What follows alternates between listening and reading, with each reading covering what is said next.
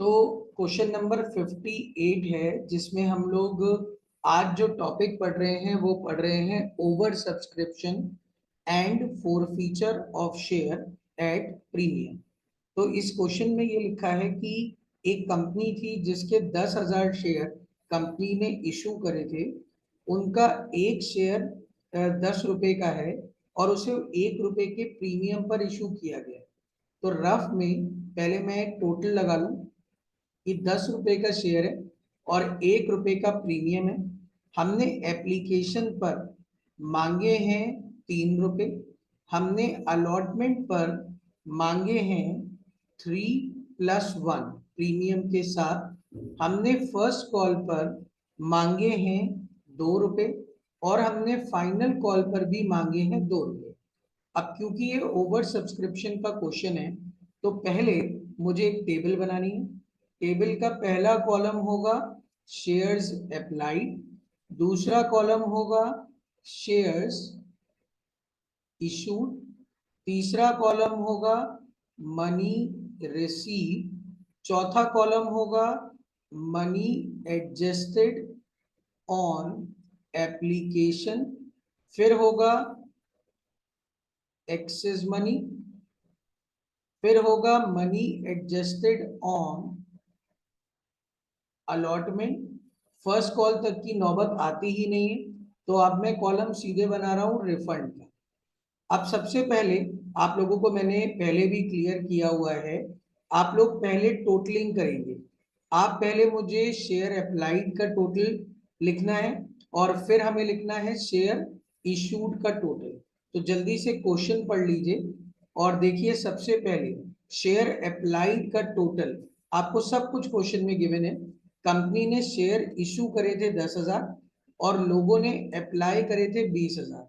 तो share applied का total आएगा 20,000 और शेयर इशूड का टोटल आएगा 10,000। अब हुआ ये है कि कंपनी ने 5,000 शेयर्स को तो सीधे सीधे रिजेक्ट कर दिया। कंपनी ने 5,000 लोगों से ये कहा कि तुम पतली गली पकड़ के निकल लो, हम तुम्हें शेयर नहीं दे पाएंगे। इसका मतलब जो रिमेनिंग एप्लीकेंट बचे वो बचे 15,000।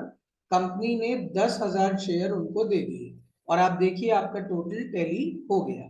मनी रिसीव एप्लीकेशन मनी, जिन्होंने शेयर मांगे उन्होंने कंपनी को पैसे तो दिए होंगे। तो 5,000 इंटू 3 हो गया 15,000। फर्स्ट कॉलम की मल्टीप्लाई कर रहा हूं मनी रिसीव से, एंड 15,000 इंटू 3 हो गया 45,000। तो टोटल मिलाकर हो गया आपका 60,000, यानी ये टोटल मेरा 60,000 आ रहा है। अब कंपनी ने जो शेयर इशू करे हैं वो इतने करें और इतने पर ही एप्लीकेशन मनी वो ले पाएंगे। तो 0 इंटू 3 0, 10,000 इंटू 3 30,000, यानी इसका टोटल अभी लगाते हैं। एक्सेस मनी आएगा कॉलम नंबर मनी रिसीव ये वाला, minus money adjusted on application, यानी 15,000 माइनस 0 15,000 एंड 45 माइनस 30 15,000। अब मैं कैटेगरी ए की बात कर रहा हूं। आपने उन्हें जब शेयर ही नहीं दिए तो आप उनका पैसा रिफंड कर देंगे, पूरे 15,000 रुपए रिफंड कर दीजिए। और कैटेगरी बी में जो एक्सेस मनी है 15,000, वो अलॉटमेंट पर पूरा एडजस्ट हो जाएगा। अलॉटमेंट 4 रुपए की है। कैसे पता चला? आप कैटेगरी बी में शेयर अप्लाइड पर हाथ रख लीजिए, 15,000 छुपा लीजिए। आपने शेयर इशूड करे हैं 10,000, 10,000 इंटू 4 रुपए, अलॉटमेंट पे आपको मांगने 40,000। एक्सेस मनी 40,000 से कम है, तो पूरा का पूरा आपने एक्सेस मनी एडजस्ट कर दिया। अब आपके इसका टोटल मार्क कर लीजिए। ये 30,000 हो गया, ये 30,000 हो गया, ये 15,000 हो गया और ये 15,000। अब हम बनाएंगे एक वर्किंग नोट। वर्किंग नोट में हम बात करेंगे कॉल्स इन अरियर की। अब हम कॉल्स इन अरियर की बात कर रहे हैं, तो मैं एक वर्किंग नोट बनाऊंगा और लिखूंगा calculation of calls in arrear. मैं आपसे कॉल्स इन अरियर की बात करने जा रहा हूं। अब क्वेश्चन में ये लिखा था कि डायरेक्टर्स ने दोनों कॉल मांगी हैं, सारा पैसा मांगा है। लेकिन allotment first and final call 400 shares पर नहीं मिला और उनके शेयर हमने फोरफीड कर दिए। यानी क्वेश्चन में शेयर्स अप्लाइड गिवन नहीं, हमें ये गिवन है कि जिन लोगों ने 400 शेयर मांगे थे, अलॉट किए थे हमने, उन्होंने हमें अलॉटमेंट मनी नहीं दी, फर्स्ट कॉल मनी नहीं दी और सेकंड कॉल नहीं दी। तो बेटा मुझे ये निकालना पड़ेगा कि उन्होंने मांगे कितने शेयर थे। फॉर्मूला आपको मैंने पहले भी बताया था, एक बार फिर से बता देता हूं। जो क्वेश्चन में गिवन है अलॉटेड, उसको आप अलॉटेड से ही डिवाइड करेंगे और अप्लाइड से मल्टीप्लाई करेंगे। तो फॉर्मूला के अनुसार 400 अलॉटेड गिवन है। आप कैटेगरी ए के तो बिल्कुल नहीं हो सकते, आपने शेयर दिए ही नहीं थे। आप कैटेगरी बी के बंदे हो। कैटेगरी बी में अलॉटेड कितने हैं? 10,000 और अप्लाइड कितने हैं? 15,000। तो इसका मतलब आपके शेयर अप्लाइड आ गए 600। तो यहां तक तो कोई कंफ्यूजन नहीं होनी चाहिए। आपने शेयर मांगे थे 600 और आपके अलॉटेड शेयर आ गए 400। अब 600 शेयर होल्डर्स ने 3 रुपए दे दिए होंगे जब मांगे थे पैसे, तो एप्लीकेशन मनी 1800 रुपए। और कंपनी ने 400 शेयर दिए थे इन लोगों को, तो कंपनी ने 400 के हिसाब से 3 रुपए एडजस्ट कर लिए, 1200। तो कंपनी के पास जो एक्सेस मनी पहुंच गया वो पहुंच गया 600। अब कंपनी अलॉटमेंट मांगेगी, यानी money to be receive on allotment. अब कंपनी जब अलॉटमेंट मांगेगी तो वो मांगेगी 400 शेयर से, 600 से नहीं मांगेगी। 600 तो अप्लाई किए थे, शेयर दिए गए थे 400। यानी 400 शेयर होल्डर से वो कह रही है कि आप हमें 4 रुपए ला कर दीजिए, टोटल प्रीमियम जोड़कर 1600 रुपए। अब शेयर होल्डर कह रहे हैं पहले हमारा एक्सेस मनी एडजस्ट करो जो ऊपर से आ रहा है। कंपनी कह रही है लो 600 रुपए एडजस्ट कर दिए, 1000 रुपए लाओ। शेयर होल्डर कह रहे हैं बस यही हमारे पास नहीं। तो बेटा इसको हम बोलते हैं कॉल्स इन अरियर। ये अलॉटमेंट पर है। अब फर्स्ट कॉल पर अगर मैं बात करूं तो डायरेक्ट निकाल दो, क्योंकि फर्स्ट कॉल पर अब कोई एक्सेस मनी एडजस्ट नहीं करना है। 400 इंटू 2 800, और सेकंड कॉल पर भी यही अमाउंट आएगा, 400 इंटू 2 800। तो ये है आपका वर्किंग नोट जिसमें आपने सारी कॉल्स इन अरियर कैलकुलेट कर दी है। अब हम बात करेंगे जर्नल एंट्रीज की। As my working note is already done and completed, तो I am going to talk about journal entries. Journal entries कैसे बनेगी? पहली जर्नल एंट्री बनेगी bank account debit to share application. अब हमने इतना वर्किंग नोट बनाया है तो काम आसान हो गया है। इसमें मुझे मनी रिसीव का टोटल लिख देना है। मनी रिसीव का टोटल आ रहा है 60,000। आंख बंद करके बस इतना लिख दीजिएगा। फिर हम बात करेंगे अगली एंट्री की।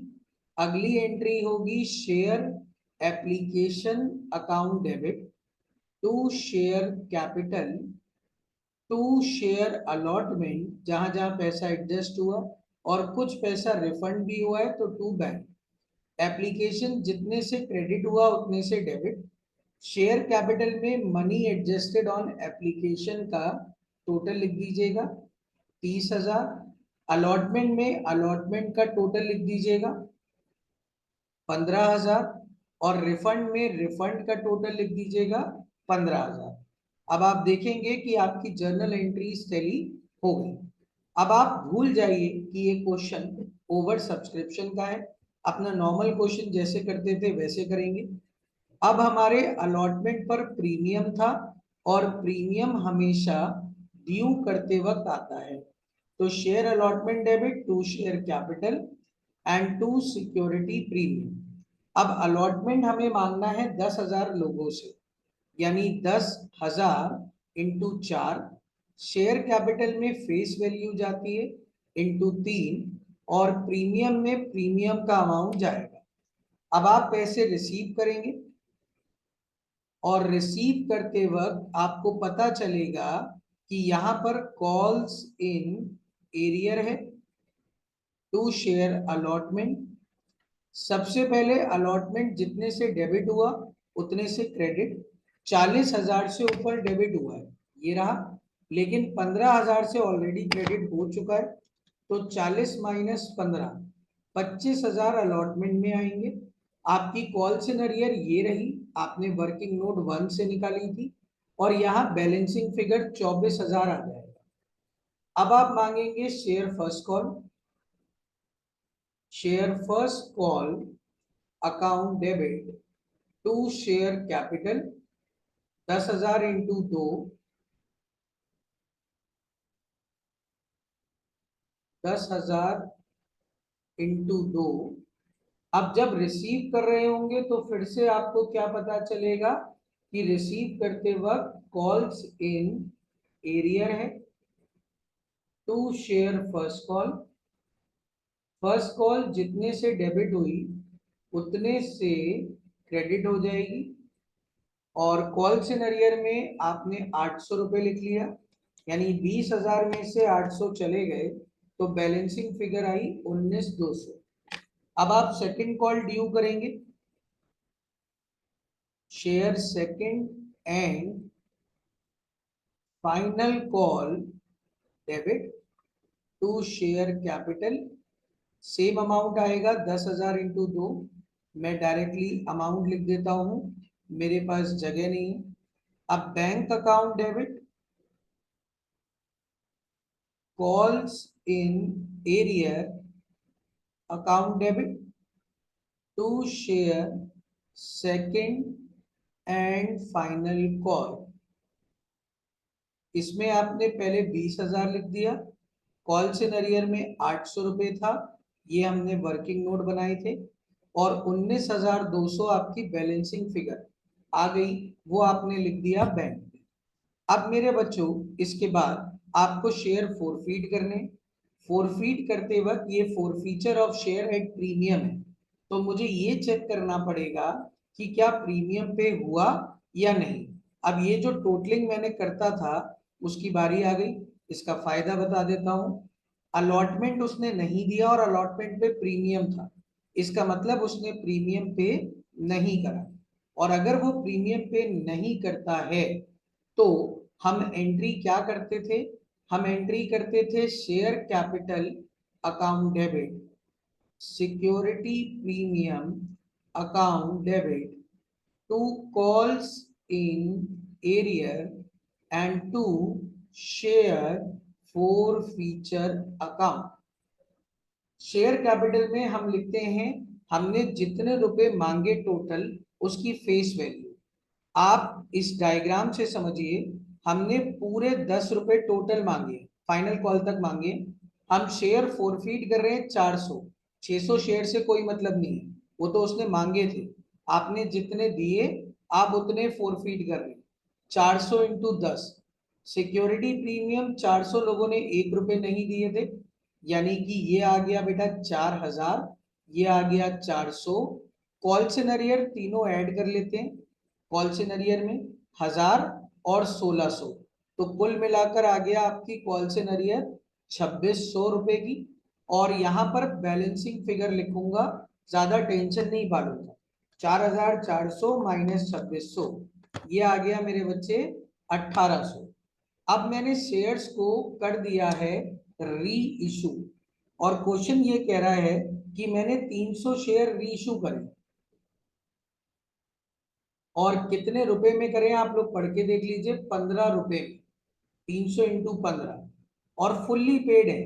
तो रीइशू करते वक्त शेयर कैपिटल में पेड अप वैल्यू जाती है, यानी पूरे 10 रुपए का शेयर आपने 15 रुपए में रीइशू कर दिया, तो आपका फायदा 300 इंटू 5 रुपए का सिक्योरिटी प्रीमियम हुआ।